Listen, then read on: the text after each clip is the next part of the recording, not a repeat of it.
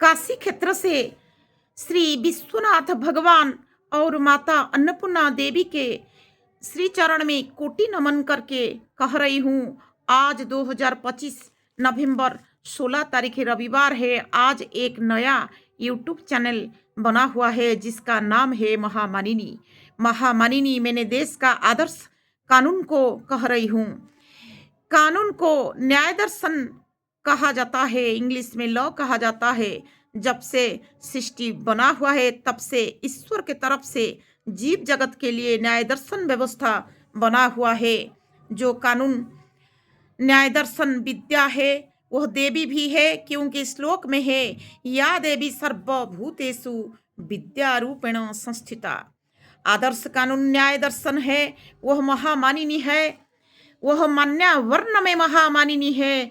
उसका सम्मान सबसे ऊंचाई पर है। वह देवी सबको उपयुक्त विचार देती है, मगर लोकतंत्र में उसका वस्त्र हरण हुआ है।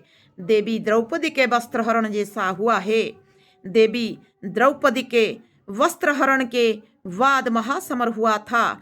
महासमर इसलिए होता है, महामानिनी को अन्याय अधर्म करके हीनी मानिनी बनाया दिया जाता है। जब अधर्म बढ़ जाता है तब ईश्वर ने नियंत्रण नहीं देते हैं। जीने के लिए नियंत्रण चाहिए। ईश्वर का नियंत्रण जरूरी है। नियंत्रण बंद होता है, लोग धर्म को खोजने लगते हैं। धर्म रक्षा के लिए महासमर अनिवार्य है। महामानिनी ओडिया कविता से थोड़ा सा।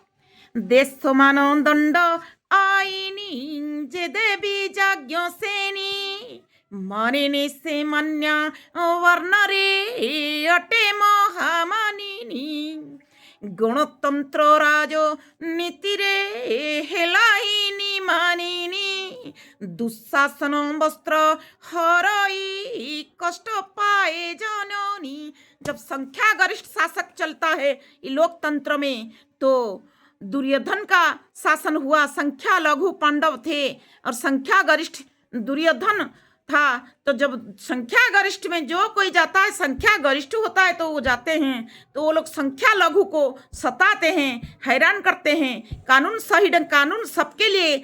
आप 100 आदमी मिल करके एक आदमी को मार देने में 100 आदमी न्याय में नहीं है। अन्याय हुआ है तो अन्याय अधर्म हुआ है। जो दुशासन दुर्योधन का राज चलता है, जो संख्या गरिष्ठ, तो उसका भाई दुशासन वस्त्र हरण करता है। ये जो देश में दुशासन चल रहा है वो कानून का वस्त्र हरण कर रहा है, जिसके चलते लोगों को न्याय नहीं मिल पाता है। इतने में रख रही हूँ, फिर मिलेंगे।